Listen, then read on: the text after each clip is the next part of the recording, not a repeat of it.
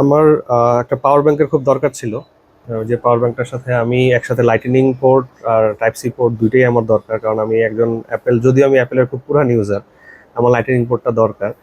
পাশাপাশি এখন day to day কাজের জন্য তো আপনার টাইপ সি পোর্ট লাগেই। তো সেই ক্ষেত্রে আমি নাইম ভাইয়ের সাথে একটু কনসাল্ট করলাম যে নাইম ভাই কোনটা আমার জন্য বেটার হয়। তো নাইম ভাই আমাকে এই পিক গো সাজেস্ট করলো, বললো যে এটার দুইটা পোর্টই পাচ্ছেন, পাশাপাশি বাসুস তো এমনিতেই প্রমিনেন্ট খুব ভালো একটা ব্র্যান্ড। আর আমিও আমার আগের পাওয়ার ব্যাংকটা বাসুসেরই ছিল। সো বাসুস ব্র্যান্ডের প্রতি আমার ট্রাস্ট, আর সব থেকে বড় কথা হচ্ছে নাইম ভাই এবং টেকলির প্রতি ট্রাস্টটা আসলে আমার আরেকটু বিল্ড আপ করছে, বাসুসকে আরেকটু বিল্ড আপ নিয়ে যাওয়ার জন্য। তো আমি এই পাওয়ার ব্যাংকটা আজকে নিলাম। ডেফিনেটলি আমি ইউজার রিভিউ নাইম ভাইকে দিব।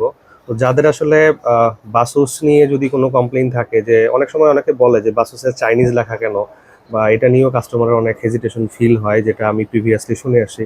আসলে চাইনিজ আর গ্লোবাল বলতে কোনো শব্দ নাই। বাসুস মানে বাসুস, মানে এই লোগোটাই হচ্ছে মেইন। মানে কাস্টমারের, কনজিউমারের ক্ষেত্রে আমি অ্যাজ এ গ্যাজেটস নিয়ে বহুদিন ধরেই কাজ করতেছি মার্কেটে।